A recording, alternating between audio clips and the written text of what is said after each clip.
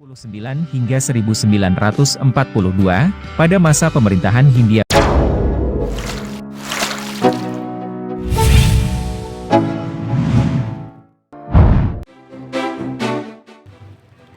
kalian semuanya pasti sangat bahagia banget dong dengan kebijakan Bapak Jokowi yang telah mengumumkan masyarakat Indonesia bebas melepas masker di ruang Istana Kepresidenan Bogor, Provinsi Jawa Barat, tepat pada tanggal 17 Mei 2022 yang lalu. Akhirnya bisa menghirup udara dengan sangat segar lagi.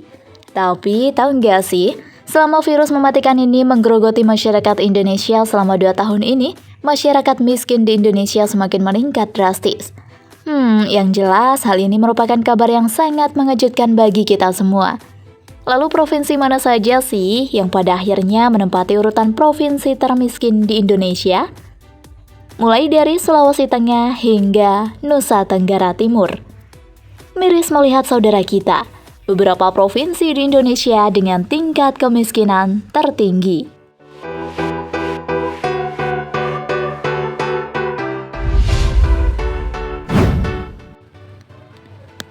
Sulawesi Tengah.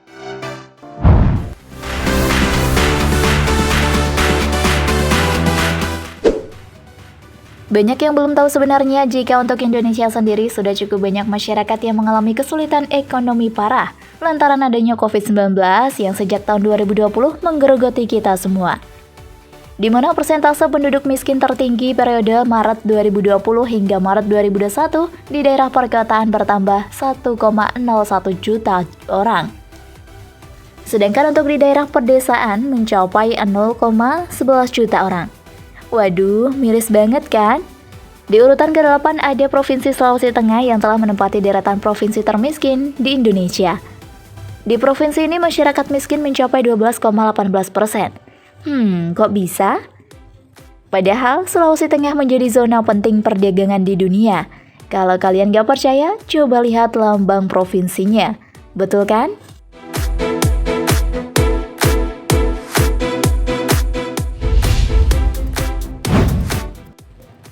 Sumatera Selatan.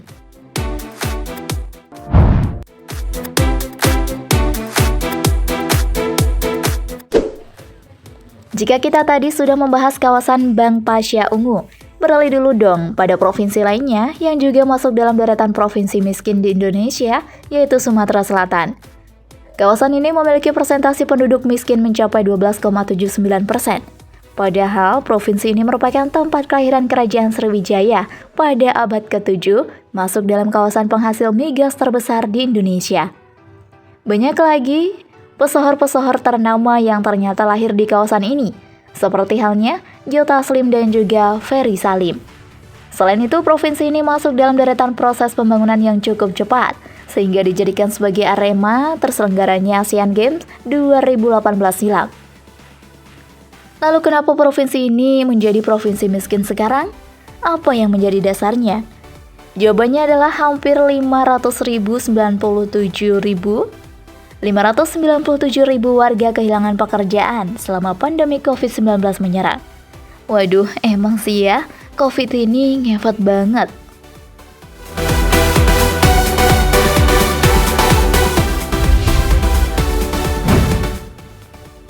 Nusa Tenggara Barat.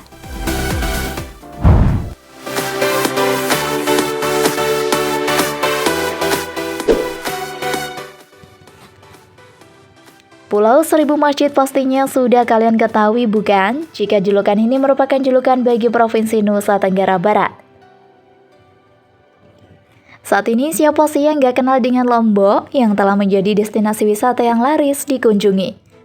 Karena di sini memiliki beberapa pulau-pulau cantik dan juga di sini terdapat gunung tertinggi kedua di Indonesia yang masih aktif sehingga menjadi incaran para masyarakat untuk mendaki.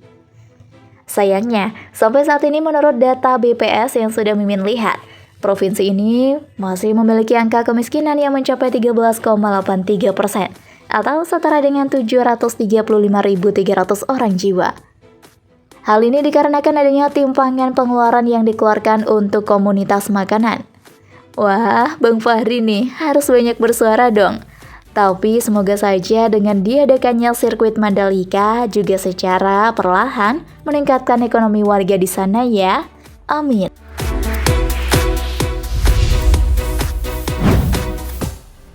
Bengkulu.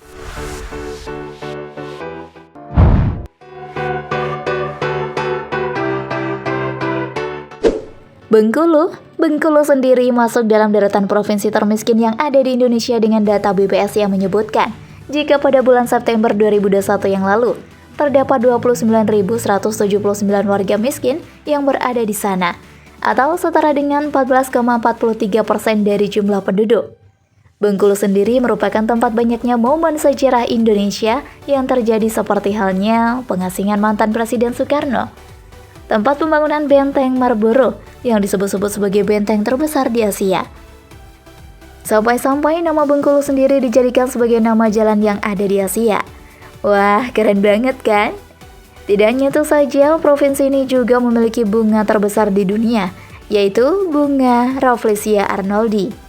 Sayangnya, karena adanya COVID-19, tanah asal artis cantik Titi Kamal dan Gilang Dirga ini menjadi provinsi miskin.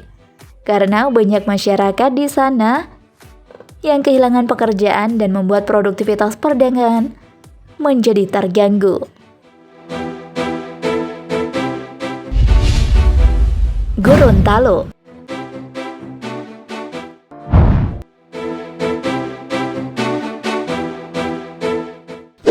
Dari Provinsi Bengkulu kita beralih dulu pada provinsi tempat asal Norman Kamaru.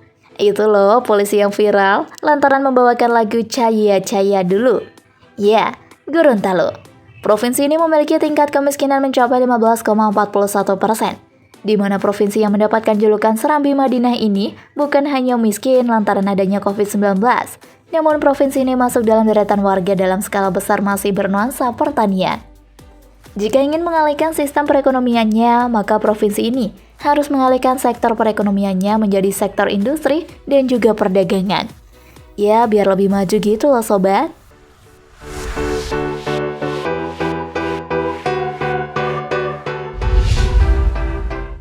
Aceh.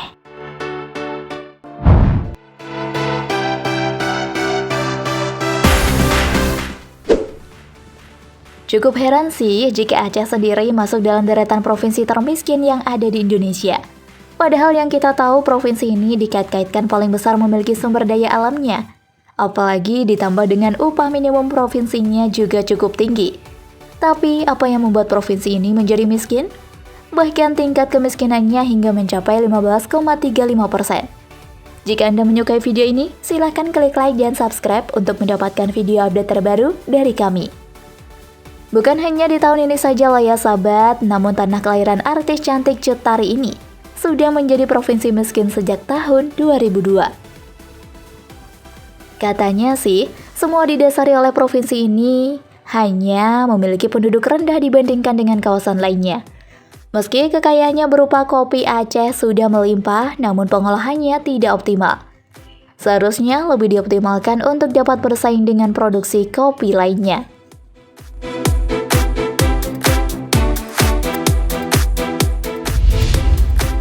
Maluku.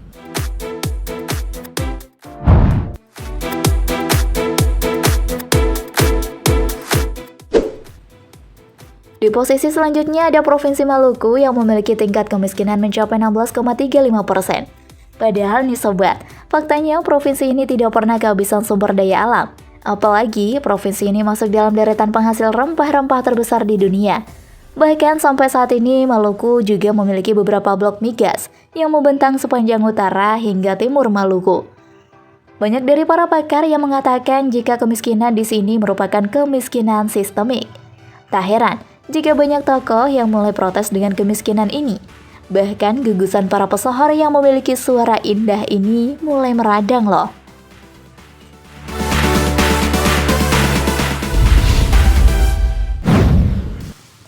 Nusa Tenggara Timur. Di tahun 2021 yang lalu, tingkat kemiskinan di provinsi ini mencapai 20,33%. Para peneliti menyebutkan beberapa faktor yang menjadi penyebab kemiskinan di kawasan tersebut, mulai dari bahan bakar energi untuk memasak sangatlah kurang, dan juga kurangnya air bersih yang dapat digunakan oleh masyarakat, sehingga menimbulkan tingkat sakit para warga semakin menjadi-jadi dalam setiap tahunnya. Lalu bagaimana dong untuk meningkatkan ekonominya? Yuk deh, para tokohnya jangan tinggal diam saja ya. Bangkit dan mulai bergerak untuk mewujudkan kawasan yang sejahtera.